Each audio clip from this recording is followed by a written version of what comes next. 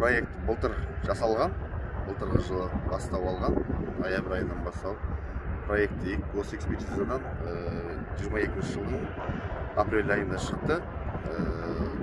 Жалпы оны қазір атқарып жатқан мердігер мекеме Golden City компаниясы 126 миллионға ұтып алған. Енді бұл құрылыстың негізгі мақсаты және қаланың көрнекті жерінің бірі болып табылатын болады. Алдағы уақытта басталған уақыты июнь айының 15-нен басталды. Және проекттің біту уақыты 2022 жылдың қазан айы жоспар бойынша. Қазір енді жұмыстар өз қарқынымен жүріп жатыр. Және төбе жақтан көріп тұрсыздар. Еліміздің рәміздері орналасатын болады. Жоғары жақта, яғни жаңағы көк туымыз, елтаңбамыз, әнұран, жаңағы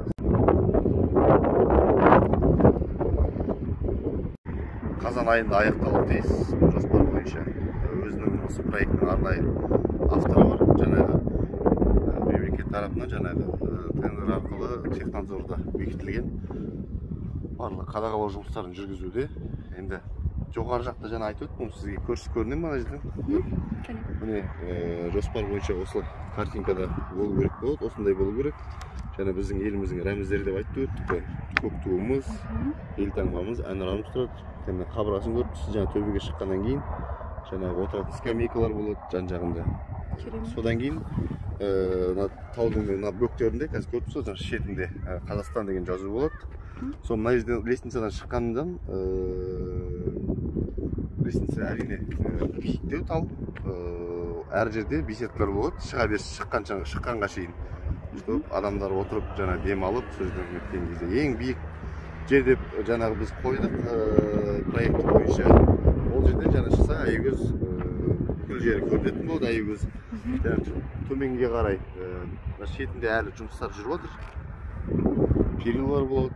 Төмен жағында жаңағы машина арнайы келіп тоқтайтын орындар болады. Машиналар арнайы тоқтайтын орын болады ғой. Міндетті де болады. Енді барлық халық жаяу келе бермейді ғой. Көлік бар кісілер келеді. Өтіп бара жатқан кісілер, Аягөзден өтіп бара жатқан кісілер келеді. Негізі өте әдемі. Көрнекті орындардың біреуі болады деп есептейміз алдағы уақытта. Үстіге жақта көріп шығайық.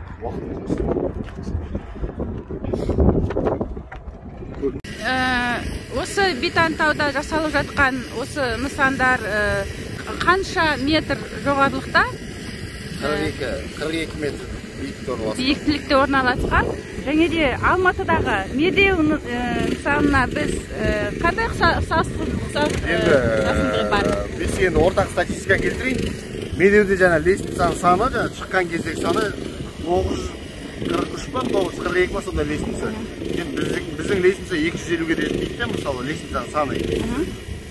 Бірақ сол медеу сияқты халықтың сүйікті орны болып айналуы мүмкін. Болмасақ та ұқсап бая, енді ол Алматы үлкен қаласы әрине біледі. Әр адамның өз туған жері, өз жеріне ыстық. Біздің Аягөзде де ондай жерлер болса, енді артық етпес деп ойлаймын. Және де мына жақта бір жазулар болады, иә? Міндетті түрде. Мына жерде жаңа өзіміз көріп тұрғанда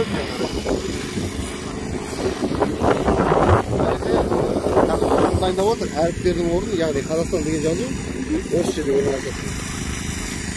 Мынау мен жарық шамдарының орны. Латын әрпімен Қазақстан деп жазылып тұр. Латиницамен жазылады. Жаңадан еке құрып атқан жастар осы жерге міндетті түрде келетін шығар болашақта. Бұрындары 10 километрге баратын.